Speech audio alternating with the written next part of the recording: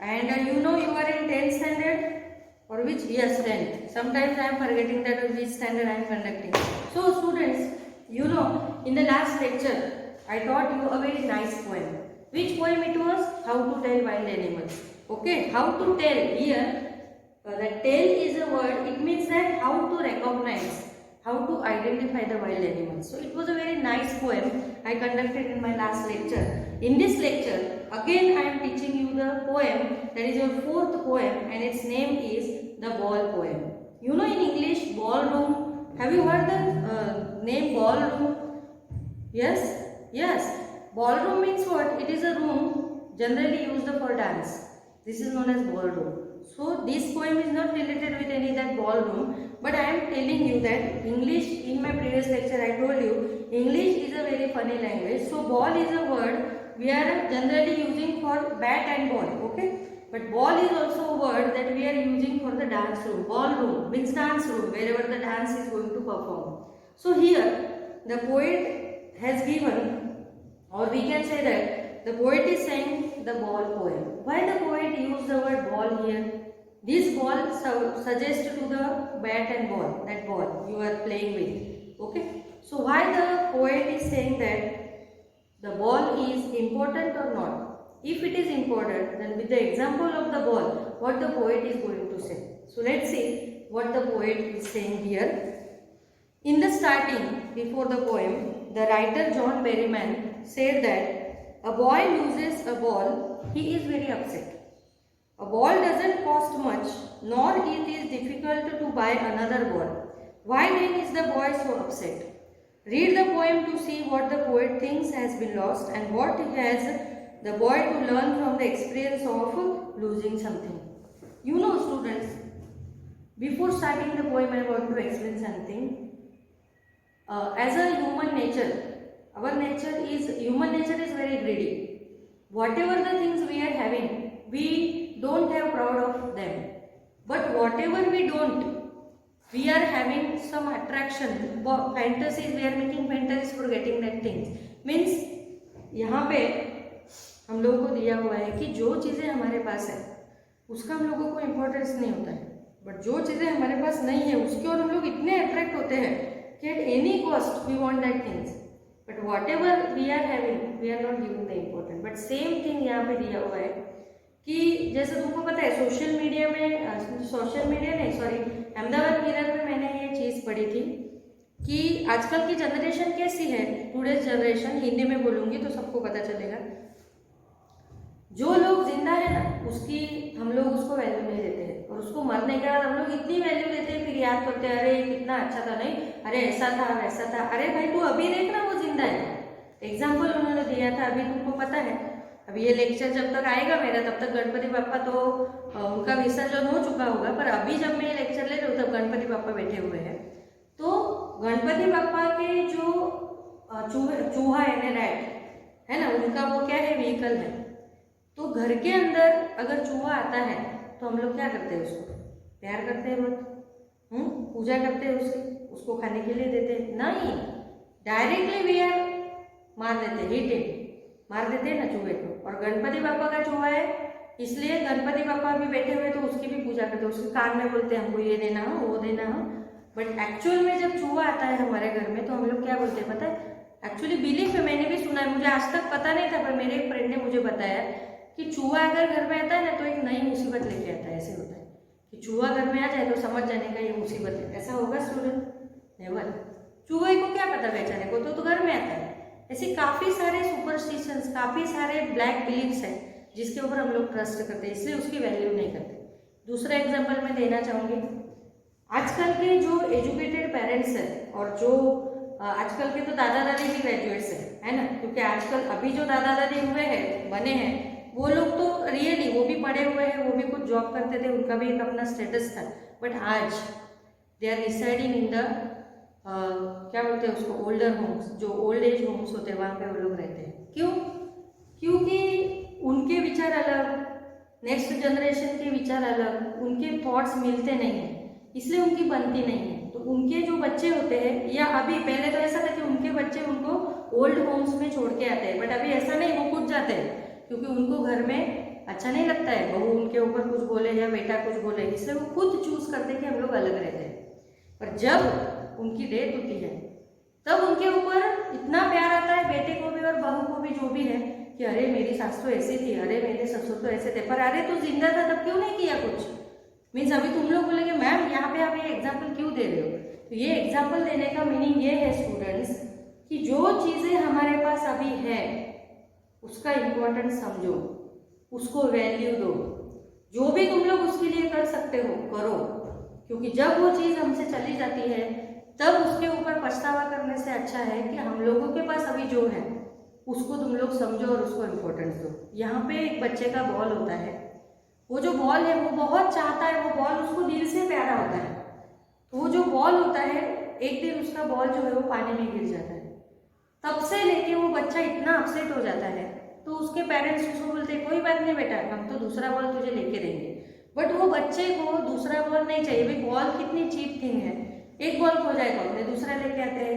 But attachment, what we called attachment, जिसको हम लोग बोलते हैं, जिसके साथ हमारा मन लग जाए, दूसरा उससे महंगा बॉल भी कोई लेके आएगा तो भी हम लोग उसको लेंगे नहीं, क्योंकि हमारे कुछ तुम लोग होते हैं, तुम लोगों के पास ऐसे कुछ लकी मैटर्स होते हैं, किसी की लकी पैंट होती है, किसी की लकी शर्ट होता है, किसी की लकी बैट होती है, किसी की लकी पेन होती है, तो सबके अपने अपने पोजीशंस होते हैं।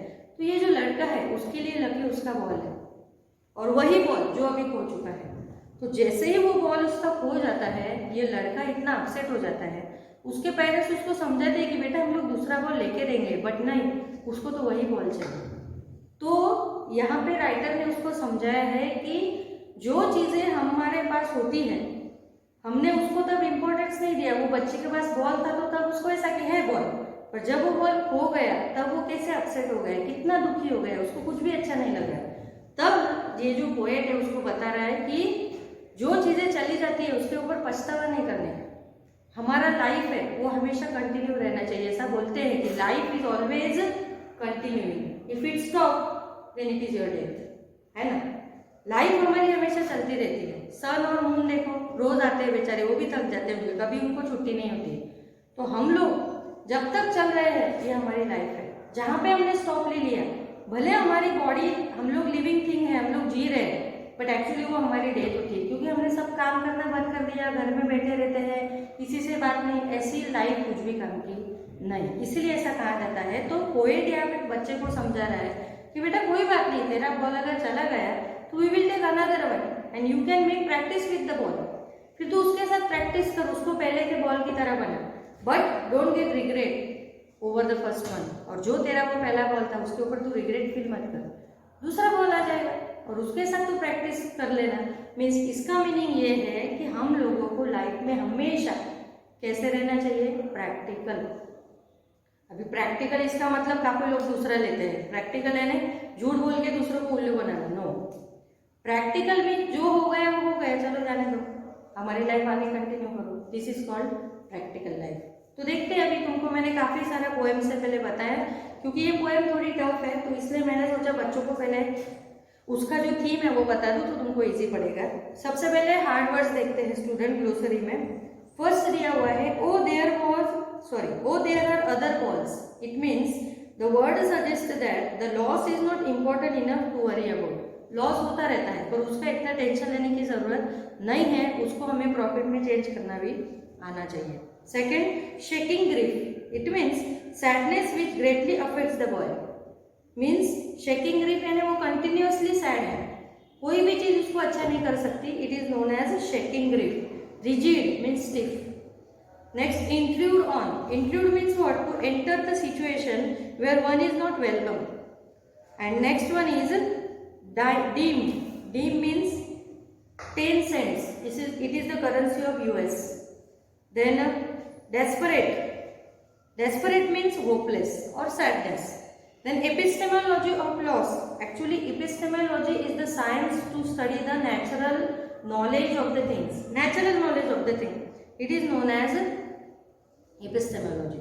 So epistemology of the loss means what, the loss means understanding the nature of loss, what it means to lose something, that understand if once the thing is lost then we have to understand its importance, हमको उसका importance बाद में समझ में आता है, समझ में आ रहा है? तो उसको बोलेंगे एपिस्टेमोलॉजी ऑफ लॉस। ये जनरल ह्यूमन बीइंग का नेचर है।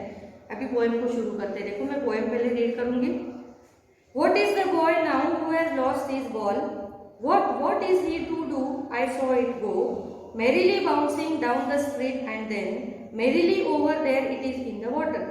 No use to say, oh there are other balls, and ultimate shaking grief fixes the boy, as he stands rigid, trembling stare down all his young days into the harbour where his ball went. I would not intrude on him, or deem another ball a worthless. Now he senses first responsibility in the world of possessings, or in the world of possessions. People will take balls. Balls be lost always, little boy, and no one buys a ball back. Money is external. He is learning well behind his desperate eyes the epistemology of laws, how to stand up, knowing that every man must one day know, and the most know many days how to stand up. Very nice poem. अभी हम लोग उसको समझते हैं। देखो, in the first stanza what the poet is saying, what is the boy now who has lost his ball? What is he to do? I saw it go. यहाँ पे poet बोल रहा है कि एक लड़का है, उसका एक बॉल है जो खो गया है, उसके पास अभी वो बॉल नहीं है, उसकी वजह से ही बिकम्स होपलेस। वो बहुत ही नर्वस हो गया है, उसको कुछ करना अच्छा नहीं लग रहा है और उसको वो बॉल ही उसकी आंखों के सामने दिखाई दे रहा है। merrily bouncing down the street and then merrily over there it is in the water. वो बॉल के साथ मस्त खेल रहा था, स्ट्रीट के ऊपर वो बॉल बाउंस कर रहा था, यहाँ बाउंस करेगा वहाँ बाउंस करेगा, और जब वो स्ट्रीट से बाउंस होते होते होते होते कहाँ चला जाता है? पानी में चला जाता है। तो क्या होता है देखो, नो यूज टू से ओ देयर आर अदर बॉल्स, और बच्चा अपसेट हो जाता है क्योंकि पानी में जाएगा कौन? बराबर। तो वो बच्चा जो है, जैसे ही उसको दिखता है कि उसका बॉल बाउंस करते करते पानी में चला गया, ही वॉज अपसेट।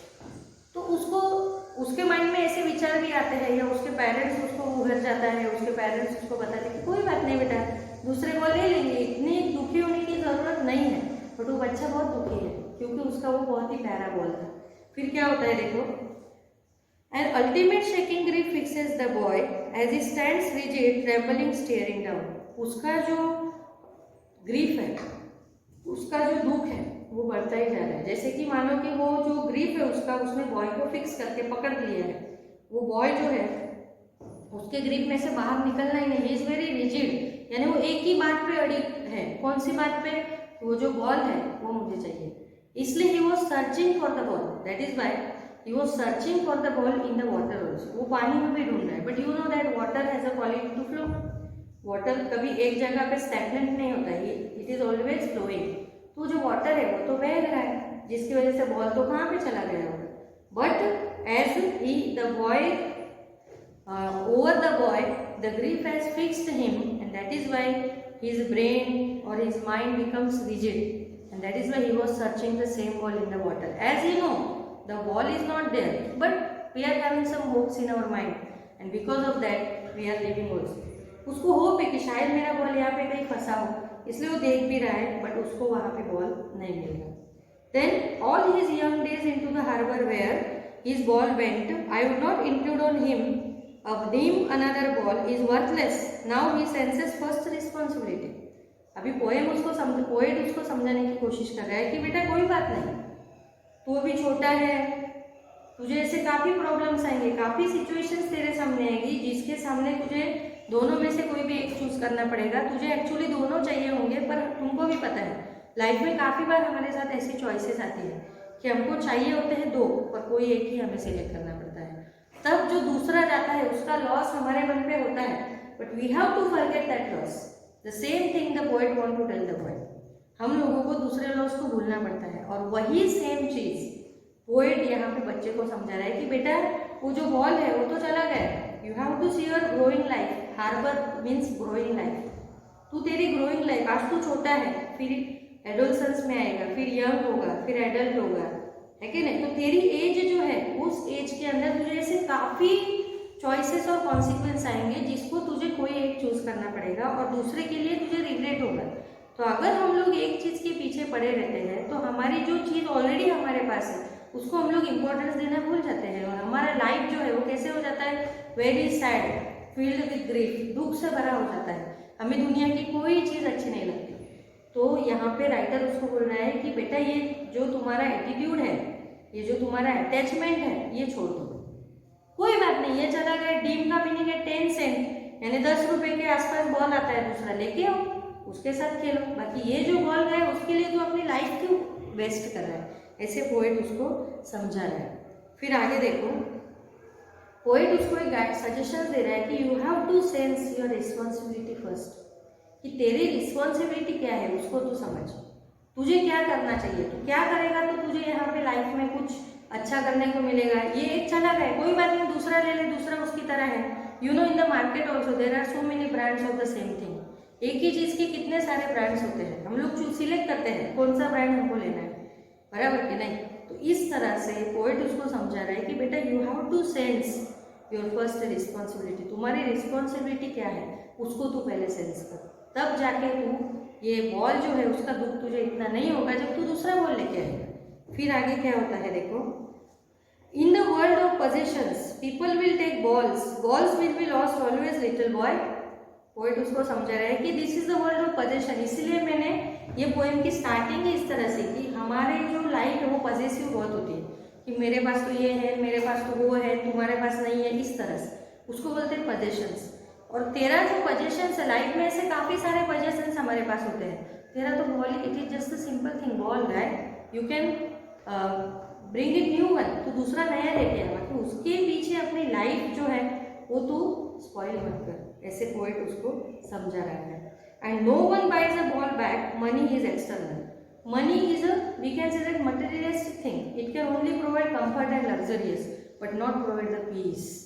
कितना बड़ा वर्ड बोला मैंने, money is external means what, poet ने यहाँ पे मनी को एक्सटर्नल क्यों बोला। Money can give us comfort and luxurious life, पैसा हमें कंफर्ट दे सकता है, लग्जरियस लाइफ दे सकता है, but can't give the peace, पर शांति नहीं दे सकता। एक बार मंदिर में बैठने के बाद जो शांति हमारे माइंड में होती है ना, वो शांति ऑफिस में बैठने के बाद या स्कूल में बैठने के बाद या कहीं पे नहीं होती है, क्योंकि money is a materialistic thing. इसीलिए पोएट ने उसको बोला है कि मनी एक्सटर्नल है, उसे हमें कुछ सीखना चाहिए, उसके ऊपर रिग्रेट फील नहीं करना चाहिए। फिर आगे बोल रहा है देखो, he is learning well behind his desperate eyes, हम लोगों को कुछ ना कुछ में से सीखना चाहिए और वो लाइफ हमें कुछ अच्छे मैसेज देंगे जिससे हमको कुछ ना कुछ नया नया सीखने को मिलेगा। The epistemology of loss, how to stand up. Epistemology of loss का मीनिंग क्या है कि वो जो लॉस है वो हमें समझाता है कि कोई भी लॉस अगर हमारे साथ होता है तो उसके सामने हमें खड़ा कैसे रहना है, ना कि कोई भी ऐसे काफ़ी सारी चॉइस आती है जो हमारी लाइफ पूरी तरह से बर्बाद करके जाती है। तो क्या ये क्या बोलते हैं उसको, सुसाइड कर लेने का नहीं, उसके सामने खड़ा रहने का, तो उसको बोलते हैं एपिस्टेमोलॉजी ऑफ लॉस, कि वो हमें सिखाती है कि हाउ टू स्टैंड अप, फिर से शुरू कैसे करें, always begins with zero, zero से कैसे स्टार्ट करें। ये हमें कौन समझाता है, epistemology of loss. Means whatever the loss we have suffered we have to learn from him. Einstein ने भी बोला हुआ है कि second step means whenever you are getting failure in your aim, so don't be we can say that feel regret because your first step is waiting for you. अगर हम लोग पहली बार हार जाते हैं तो रोना धोने का नहीं, क्योंकि पहली स्टेप बोलती है कोई बात नहीं, तू सेकंड पे है ना, फर्स्ट पे आ जा, I am waiting for you, तो इससे हमें मोटिवेशन मिलता है। दूसरी भी बात है, जैसे वो थॉमस एल्वा एडिसन, उसकी भी बात तुम लोगों को पता है कि उसको प्रिंसिपल ने लेटर लिखा था, उसकी मॉम उसको लेटर दिया और एडिसन को प्रिंसिपल बोलता है कि ये लेटर तेरे लिए नहीं है, तेरी मम्मी के लिए है और तुझे सिर्फ मम्मी को ही बताना है। एडिसन छोटा होता है, उसने वो लेटर लिया, अपनी मम्मी के पास लेके गया, मम्मी को बोलता है मम्मी मेरे प्रिंसिपल सर ने ना आपको कुछ दिया है। उसकी मम्मी वो लेटर पढ़ती है, उसके अंदर लिखा होता है कि तुम्हारा बेटा बिल्कुल खराब है, बेकार है, एडिक्टेड है, ये लाइफ में कभी कुछ नहीं बनेगा। ये सोच के उसकी मॉम इतनी रोती है, उसके सामने बहुत रोती है। थोड़ी देर के बाद उसका बच्चा उसको आके पूछता है, एडिसन पूछता है कि मम्मी क्या हुआ, मेरे सर ने क्या लिखा। मम्मी उसको बोलती है कि बेटा तुम्हारे सर ने ऐसा बोला है कि तुम्हारा बच्चा इतना एक्स्ट्राऑर्डिनरी है कि हमारी स्कूल उसको पढ़ाने लायक नहीं है, तो इसको हमारे स्कूल में लाना नहीं है क्योंकि इसके लिए कोई अच्छी स्कूल होगी। बस वही बात थी और वो जो लड़का था जो किसी में भी इंटरेस्टेड नहीं था, उसने कभी लाइफ में कुछ भी नहीं पढ़ा और बड़ा होकर वो साइंटिस्ट बोला, बिकॉज बना, he invented the bulb and so many things, वो टेलीफोन क्या बोलते हैं उसको, माइक्रोफोन, सॉरी, उसने इन्वेंट किया। और जब उसको वो लेटर मिला बड़ा होने के बाद, उसको वो मम्मी लेटर रखती है, तब वो उसमें से पढ़ता है कि अरे मेरे प्रिंसिपल ने तो ऐसा कहा है कि मैं तो निकम्मा हूँ, बेकार हूँ, ये बच्चा हमारे स्कूल में नहीं चाहिए, पर उसकी मॉम ने उसकी लाइफ चेंज की। बस यही थिंग है, this is known as epistemology of loss. मुझे एक्चुअली तुमको ये फ्रेज समझानी थी, एपिस्टेमोलॉजी ऑफ लॉस, इसलिए मैंने तुमको ये एग्जाम्पल दिया कि हमेशा लॉस होता है। किसके लाइफ में लॉस नहीं होता? इवन राम कृष्ण सब लोग भगवान थे, वो तो उनको भी कितना लॉस सहन करना पड़ा, तो हम लोग तो ह्यूमन बींग्स हैं। तो इसीलिए लॉस के लिए हम लोगों को कौन सा नॉलेज होना चाहिए, जिसको बोलते हैं एपिस्टेमोलॉजी। तो पोएट यहाँ पे बोल रहा है कि how to stand up in front of the loss, ये साइंस अपने को पता होना चाहिए। नेक्स्ट वो बोल रहा है, देखो, knowing what every man must one day know and most know many days how to stand up. कभी ना कभी काफी सारे लोगों को इसका नॉलेज आएगा, कभी ना कभी वो लोग इसमें से सीखेंगे, और जब वो सीख जाएंगे तो उनके सामने कितना भी लॉस हो, वो किसी भी लॉस को कभी डरेंगे नहीं, क्योंकि they are very practical, they are very courageous, they are very motivational. So here the your poem is ended. तो ये जो बॉल पोएम है उसका मोरल क्या हुआ?